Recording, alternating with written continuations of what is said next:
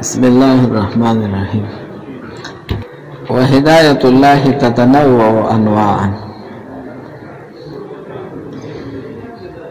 د هدایت پرون مونږه معنا وکړه لغوي او اصطلاحي کویږي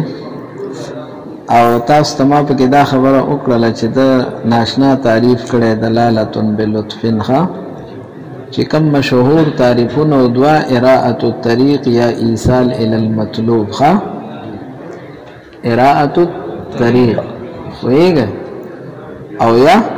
ایصال الى المطلوب. اراءه الطريق معنا دا چې یو سړی تا ته وایي ما ته چې کوم دی نه مرکز لار وښیه نو وایي داسې وځه داسې لاړ شه داسې دا اراعت شو. ایصال الی المطلوب چې بس ورسره ملګری شي ورسوي پوه شولی به نو دوی داسې معنا وکړله دلالتن بلطفن چې دا یو عامه معنا ده. د دې معنا سره به اغه دو معناګانې اراعت او ایصال هغه به د دې یو دو فرد شي ها. نو چې هدایت په کوم یوې کې استعمالای نه دا به استعمال د لفظ په معنا حقیقي کې ها وي او کدا معنا نه اخلي هغه معناګانې اخلي نه خو دوه دي نو ضرور به یاد اشتراک قول کوي چې دا لفظ مشترک دی یو معنی ایصال او دویمه معنی اراعت او یا به د حقیقت او مجاز قول کوي چې یو معنا حقیقي ده او بل معنا مجازي کویږي او اصل د دواړو نفي کی ها اصل دا د چې لفظ دینه مشترک او لفظ دینه مجاز لري کویږي به خبره باندې یاد موږ خبره ځکه کې اشتراک ته او که حقیقت او مجاز دي دا دواړه تفاهم ته نقصان رسیږي خو خدا د چې لفظ معنا حقیقی کې استعمال شي او صرف معنا حقیقی لري یو پوهیږي نو بیا زر فهم ترازی چې ذکر کې جو معنا تر نظر ذهن تراشي چې لفظ مشترک جو کله وي ته بل سوچ دی بل ته بل سوچ دی او کنه معنا مجازي لري نو بیا به مجاز ته مقام ته وګوري پوهیږي نو خبره ده چې د هدایت معنا د عام وکړل شي کوم چې د وکړل دلالتن بلطف دلالتن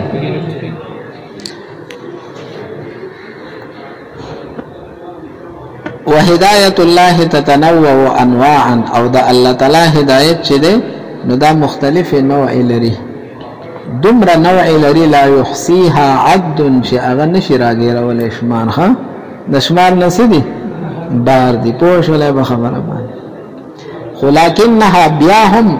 تنحصر منحصر کیږي په اجناس مترتبه یو څو جنسونه لري هدایت او مترتب یو بل فصیح الاول اولنی جنس چې ده اغا افادت القوا افادت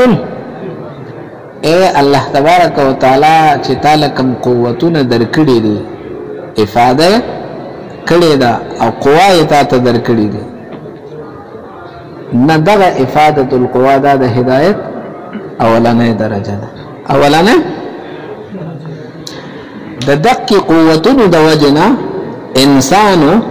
خپل مصالح ته رسیدل شي او د ژوند د تیرولو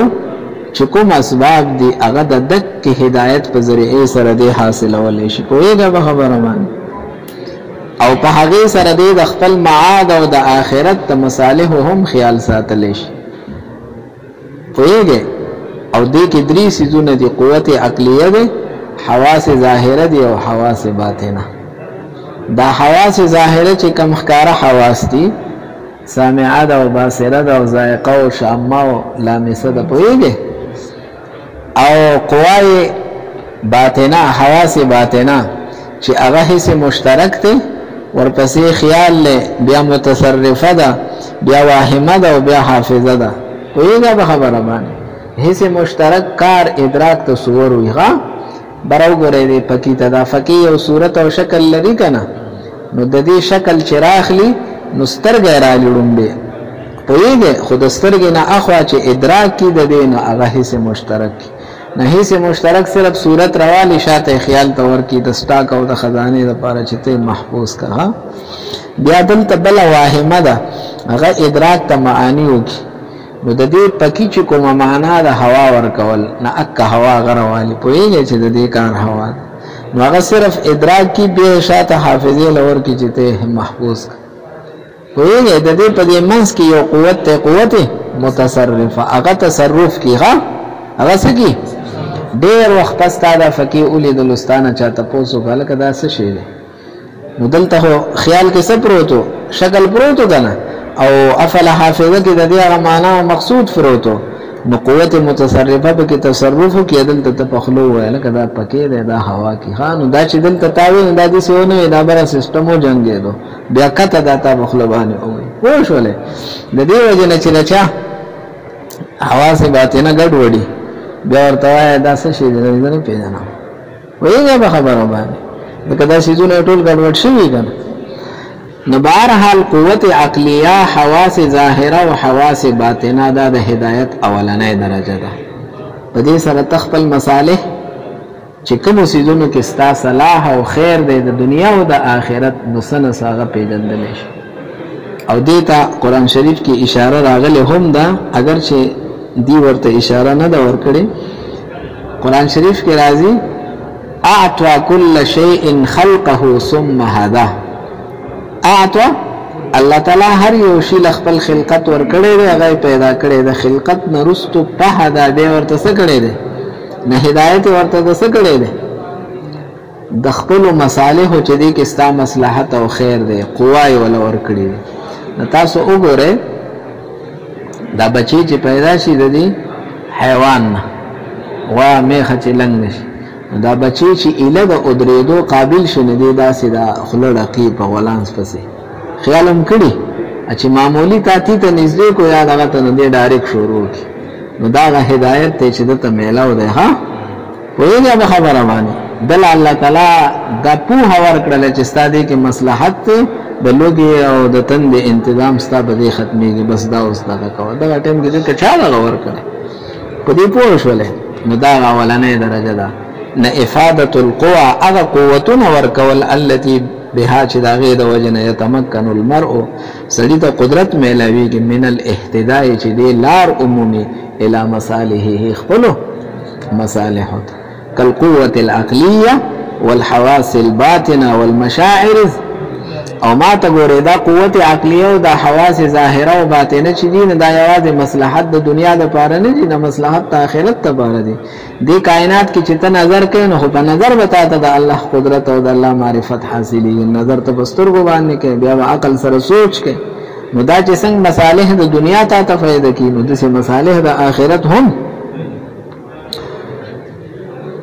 تاسو په شوله خبره باندې بیا ما ته ګوره کله کله مصالح دا د مقاصد سره مشتبه کیږي ګډوډ کیږي تا ته یو شی د خپل خیر ښکاری خو نور باغه په حقیقت کې د فساد او د نقصان تا ته یو شی فساد ښکاری هغه په حقیقت کې استا مصلحت او خیر ښه قرآن شریف کې اشاره راغلي دي کنه كتب عليكم القتال وهو كره لكم وعسى ان تكرهوا شيئا وهو او عسى ان تحبوا شيئا وهو او ستا سیس کار نه کی پوه شولې په نو هغه لبل یو سیس فکار دی چې هغه تا ته حق او خی او باطل او خی په عقیده کې او تا ته او خی صلاح او فساد درته او خی پس کې په عمل کې ایتا ته اوای چې دا عقیده او دا سوچ ته خپل دی دا حق ته او دا یو باطل نه او تا ته او خی چې دا عمل دا صالح دی او دا بل عمل له فاسد دی ها نو په دې سره عقل د دې څه نشي کوله ادراکو تاسو په شله خبره باندې نو ګوره ورته الثاني نسب الدلائل دا الله د طرف نه کوم دلائل مقرر دي الفارقه بين الحق والباطل چې د حق او د باطل منځ کې فرق دی ها د حق دلان لیکلي اشاره الى القوه النظريه تعالی خدای قوت علمی او قوت نظری او فکری در کړه دی کنه نمات کوره په قوت نظری او فکری کې وکاله کلستا سوچ باندې ګډ ورشي چې خدای دا عقیده او دا اعتقاد صحیح دی کدا یو صحیح دی نو هغه د پر دلیل فکر دی چې تاسو وایي دک شان په قوت عملی کې بتاتا التباس او اشتباه راشي چې دا عمل خپل دی او کدا عمل دلیل فکر سبا کار دی نبین الحق والباطل دا دا عقیده سره لگی او الصلاح والفساد دا دا اعمال سره لگی و الیه اشاره او دیتا الله پاک اشاره کړی دا حيث قال وهديناه النجدين موږ ته د غټې لارې دوه خودلې دي لاندې لیکلي طریقې الخير والشر د خیر لارو مرتم خودلې دا چې په دې عقیده کې ستا خیر دی په دې عمل کې ستا خیر او صلاح دی او په دې کې ستا شر دی ویغه خبره ما او یا الله تعالی بل آیات کې فرمایي فهديناهم موږ دې سمودیانو ته اراءت کو دې تم لارو خودلا نستحب العمى على الهدى دیوړم دواله خوخ کو پچا باندې نو د دې فهديناهم او د دې هديناهم مرادو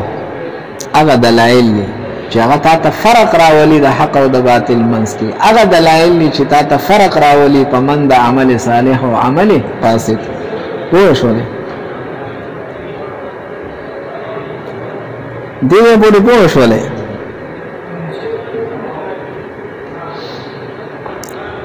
والثالث الهدايه بارسال الرسل وانزال الكتب او دریم نمبر هغه هدایت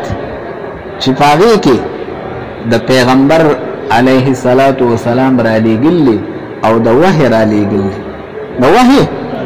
نو کله کله هدایت بیا په دغه شکل باندې شي نو والثالث الهدايه بارسال الرسل وانزال واياها انا او دا قسم هدایت اراده کړې ده په دې قول سره چې وجعلناهم ائمه مونږ دې سو ګرځول مشران يهدون بامرنا الذي يهدون کی کوم هدایت ته دا کم هدایت ته ارسال الرسل او انزال یا ان هذا القران يهدي للتي هي اقوم بشک دا قران کریم لار خي اغلار چې کوم اقوم ده کوم اقوم ده نا اقوم والے پس کې ده یا په اعتقاد کې ده او یا په عمل کې ده ها په اعتقاد کې تا تخی چې دا عقیده خپل دا او دا سره او یا تا تسکیخي یا په عمل کې خي چې دا عمل صالح دی او دا سره نو دا دواره آیاتونه دا یو د ارسال الرسل لپاره مثال شو او دا بل د انزال کتب لپاره والرابع او سلورم قسم ايكشف على قلوبهم السرائر چې الله تعالی د دې په زړونو باندې رازونه ښکارا کی ښکارا کی ويريهم الاشياء كما هي او دې ته اخی سيزون لرا څنګه چې د سيزونو حقیقت بالوحي پس سره او الالهام والمنامات الصادقه وحي سره یا په الهام سره ایو پرشتنی خوبونو سره نو دا د هدایت بیا اعلی درجه ده دا پس حاصلېږي دا په ډېرو مجاهدو ریاضتونو سره ښه په ډېرو مجاهدو او ریاضتونو سره په دې سره الله تعالی دا هدایت تا ته نصیب کړي چې دا نصیب شي نو بیا کشف راشي سره شي مان کم سیس چې پټ ته هغه مکشوف او ښکار شي او د شي چې صح حقیقت ته نه هغه حقیقت ورته بیا شي ښکار شي تاسو پوه شئ نبی کریم صلی الله علیه وسلم یو ځل کور ته راغی او ام سلمہ رضی الله عنها ته و فرمایل چې کور سشته وی او چا غوخه راوړې و چا غوخه نو مال راوړل چې تاخ لا لاړل نو په تاخ کې ګټه پرته و څه پرته و ګټه نو هغه یا رسول الله یا خو ګټه دا غوخه خو نشته ده وی سوکرایلو راغلو یو سائل راغلو خو ماوی چې د نبی رسول الله خوخه جو پریویدم نو ګورا چې کوم وخت تا ور نکړل فقیر له او داغه ضرورتو نو داغه وخت په حقیقت کې دا ګټه ده خو تا تخکاری نه ښه خو چې کداغه حالت ته ورسېږي بیا به تا ته ګټه ښکاری ښه نه ګټه خو بیا څوک خېټې ده نه ورځي بیا خو به چې زمون په شان دغه شان ګټې ولې بیا به معلوم د ګټو په شان راوځي بیا کنه ګډ وډ پوهېږي نو هغې ته د شي حقیقت معلوم شولو ښه ابل ورځ شیخ صاحب خبره کوله کنه خواجه صاحب خبره کوله عبدالمالک صدیقی رحمت الله علیه د شیخ صاحب د پیرومو او د پیری همو چې هغې ناسو گجرات کې بیان کو او دای فکر اوه چې هغه طالب ګوره ما تخکاری چې دا هغه مخکې ماته د لواتت آثار ښکاري نو د چا توهین نه کوم خبره توبه وباسه سو وباسه نو په دې مخکې چاته څه ښکاري دسې نو دا د هدایت هغه اعلی درجه ده ويريهم الاشیاء کما هي سیز ورته داسې ښکاري لکه څنګه چې هغه سیز یو بزرګ متعلق راځي وی مرید ورته وی چې ته بازار ته نه دی ناغه ورته وی زه بازار کې تنګېږم نو ډېرې مجبوره کړی دی چې بوتللی دی نو دی مرید ته وایي وی زما په دې خپو باندې لږې خپې کېږده نه رشا وګوره په دې بازار کې څه دي وی انسانان دي دی ورته وی سترګې لږې پټې ده چې سترګې پټې کړي دي اوس بیا وګوره نو بیا غویان وایي او اغسطل خرڅوله جو یو انسان پکشته وی نه وی دلته به څوک خوشاله شي وی نه وی بیا سترګې پټې که بیا د انسانان دا یو حد دی چې هغې ته په مجاهدو سره ته ورسېږي په خوارو سره ورسېږي نو خدای تا ته بیا د شي حقیقت ښکاره کړي ښه یا څه سره الهام سره یا مناماتې ځکه تا ته وایي وهذا قسم دا داسې قسم دی یختص بنیله چې د دې په حصول پورې خاص دي الانبیاء والاولیاء دا د چا کار دی دا درجه د هدایت هر چاته نه ده میلاو او ځکه نه ده میلاو چې د دې مقام ولا څوک شته دی نه دا اولنۍ خبره خو د الله تعالی د طرف نه لدني ده کسبي نه ده ښه الله اعلم حيث يجعل رسالته واخو د خدای خوښه ده چې چاله رسالت ورکړي خو د وس نه بار خبرې دي کسبي نه دي ښه خو ولایت کسبي دی ښه ولایت ځکه د ولایت چې کوم اسباب دي هغه کسبي هغه څه دي الله تعالی د ولی څه صفاتونه بیانې الذين امنوا وكانوا يتقون ایمان دا کسبي شی دی کنه کدا کسبي نه وي نو ته بیا ولې مکلف دی ایمان او ور سره تقوا ده صدا دا الله یره چې دا دوه صفاتونه رالل د اولیاء الله دا دوه صفاتونه الذين امنوا وكانوا نه ایمان کامل او تقوا کامل چې دا دواړه خبرې څه شولې ها نو دې سره وشاته سره راځي ولایت راځي وإياه انا او دا خبره اراده کړې ده د هدایت دا مرتبه به قوله اعوذ بالله من الشیطان الرجیم اولئک الذین دا هغه خلق ته هدى الله چې الله دیتا نکم هدایت یادي ها دا اولئک مفتدا ده او الذين هدى الله دا الله ها خبر ده مبتدا خبر چې دواړه معرفي نه تاسو اختصاص لپاره راځي کنه نو څه مطلب دا قسم هدایت منحصر فی اولائکا او اولائکا کی مخ کی اشاره انبیاء علیهم السلام ده ها دا مخ کی آیات چې راځي ووهبنا له اسحاق و یعقوب كلا هدینا و نوحا هدینا دا راغلي دي کنه دا ټول انبیاء او تذکرہ راغلي د نبی اولائکا دک مذکورین انبیاء الذين هدى الله دا هدایت چا پر خاص فبهداه مقتدی د هدایت تاسو هم سوکه اقتدا وکړه او الذين جاهدوا فينا لنهدينهم دا هوس عام دی اولیاء تم شامل دي ټول ته هغه خلق جاهدوا فينا جاهدوا چاغي زمون برزا کی زمون برزا په حصول کې ځان ستړي کې نو لنهدينهم سبلنا ګور لنهدينهم کې وګور اعلان راغلی دی اصيغه د جمع راغلی ده او شاته نونی مشدد راغلی دی لنهدينهم سبلنا لنهدينهم اے دا زمون وعده ده خدا وعده سره مخ کې جاهدو ټکی دی ها چې مجاهده وکي اعتقاد کې مجاهده وکي اعمالو کې هم سو کې نو چې ځان د ستړی کو لنهدينهم سبلنا زب ټول لارې درته بیا او خیمه نه پلارو کې یو لار داروم راغله چې د شی حقیقت به در تخکاره کوم چې دا څه شی دی ها امام صاحب رحمت الله علیه چې بچاو داس کو نو وبو کې به هغه به لیدل کنه دا یو حد دی چې هغه ته ورسېدل بیا ارشي شي بیا به دا فاصله مازلې شي څنګه حدیث مبارک کې راځي الله تعالی ولله د خپل علم نه بیا علم ورکی ها اے غیب نه دی دا عطایی علم دی ها ذاتی نه دی خو عطیه د خدای ته طرف نه خدا سي عطیه چې بیا وګورئ نه بیا تاسو په شولې دی پوره بس ته فل مطلوب سره ها